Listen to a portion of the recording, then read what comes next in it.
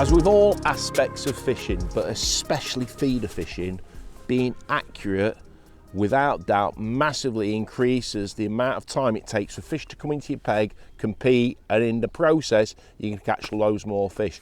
There's an art form to casting. So what I want to do today is I want to run through the simple process, the basics, the footprint that you need to work from in order for you, the angler, to actually cast more efficiently, which is going to massively increase the amount of bites you're going to get and the amount of fish you're going to catch, regardless of the terrain, whether you're on a natural water fishing with braid for skimmers, roach, hybrids at range, with a window feeder, yet at the same time where we are today on a commercial fishery, fishing for carp. Being accurate is first and foremost, regardless of the technique that you're using. You want to speed up that process of getting fish into your peg, and that alone is going to massively increase the amount of fish you catch, but also you're going to enjoy it more because you're going to be more efficient with your casting. You're going to make less bad casts, so to speak. So being accurate is very, very important.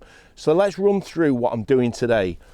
I'm fishing today at Hawcroft Fisheries. It's about 45 metres to the far bank. So I've set up the 10-foot Aero X5. Now this is a brilliant rod, and what I love about this rod is it's so versatile, especially when you actually become more efficient at casting. Even a 10-foot rod can exercise a massive range, right from 45-50 metres to where I'm fishing against the other bank, right down to underarm and a feeder down the edge for when they come later on in the day, down the margins, when you want to fish a feeder underneath your feet, which is really, really effective. So being accurate actually massively increases the versatility of even a 10-foot rod. So let's run through the process. As I say, I've got an Aero X5 10-foot balanced with an Aero XR 5000 reel. Balance is absolutely perfect. Now the key is, when you're actually casting, is a lot of people make a mistake, especially let's say for example if you're right-handed, you're holding the rod like that, the feeder comes behind you, and when you go to cast, they push forward with this hand. All this hand is a pendulum. And what you're actually generating the power from for the cast is pulling down on this left hand. And by pulling it down on this left hand, you're using the carbon in this area of the rod. And what we call compression of the blank is really important in this area because this is the thickest part of the carbon. Therefore, it's got less chance of twisting. Carbon is so prone to actually twist through the compression of the cast. But if you're actually generating the power from here, which is caused from your left hand, that keeps the feeder straighter. It exercises the carbon to its maximum, so to speak. And that massively increases your accuracy and the range that you're fishing, but also it makes everything easier. So let's run through the process when I'm actually baited the feeder up and ready to cast my feeder out.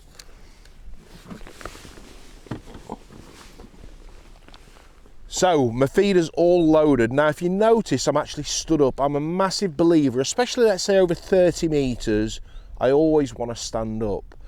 That massively exercises your movement, your body movement. And when you're going to cast, if you've got that movement, that means you've got less faults in your body action to miscast. That's going to improve your accuracy without a doubt, but also you're adding height to the rod. If you stand up, you turn a 10-foot rod into an 11-foot rod.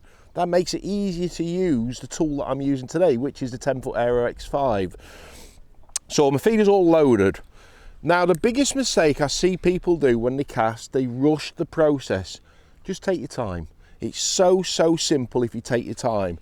And the biggest mistake, what a lot of people do, is they tend to bring the feeder back too quick. The slower you bring that feeder back, the less bounce there is and less torque there is on the actual blank itself. So when you actually go to cast forward, you've got maximum compression forward. That massively increases the accuracy and prevents twist within the carbon blank itself. So I'll just repeat the process. I've got I'd say about 3 foot drop from my rod. You don't want the feeder right up to the quiver tip because that drop allows the compression to take place around here in the blank. And as I've said, just take your time. So what I'm doing now is I'm looking at my marker. My marker is straight in front of me at the platform, and I suppose I'm using it like a bow and arrow. So I've actually got the rod in front of me. Don't have the rod to your side or to your left. Have it like you're looking down a bow or arrow, and I'm looking down the rod, which is the arrow. I'm looking at my marker. And what I want that feeder to come back really slow, but in that same process, I want to be looking at my marker through my rod. So as I bring that rod back, I've got the rod directly between my eyes. So I'm accurate, I'm being forward, I'm being straight, and I'm being efficient. So that is the action, that is the finished process. So what I want to do is I want to do it in one motion. So I'll just repeat the process again. The feeder comes back, and you see how the butt rises there? This arm now allows me to pull it back. And it's amazing how far you can cast even with a really short rod with that body movement. If you sit down, it's a bit harder, but if you want to learn how to cast accurately, my advice is always stand up until you master it, then you can start sitting down. So I'll just do it in one motion. So everything's intact, I've taken my bail arm off, feeder comes back nice and slow, and pull it over. And that hit the clip, and the feeder's landed against the far bank. Now, that is how easy it is, even with a 10-foot rod. Just hardly any power has been needed because I've generated the power from pulling back on this left hand. So let me just repeat the process and show you again.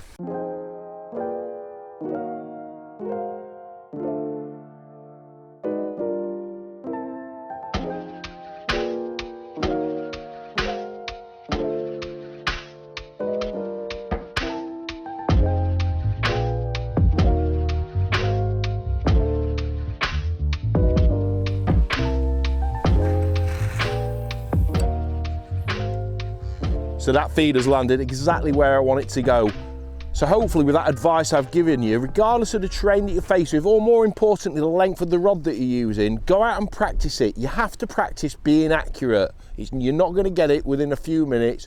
Go out and practice your casting, but if you stick to those ground rules of using your left hand, pulling it back, compressing that rod in the bottom area of the rod, you're massively going to increase the amount of bites you're going to get because you're going to be more accurate. Therefore, you're going to catch more fish. You're just going to enjoy the whole process of feeder fishing a whole lot more. So until next time, tight lines.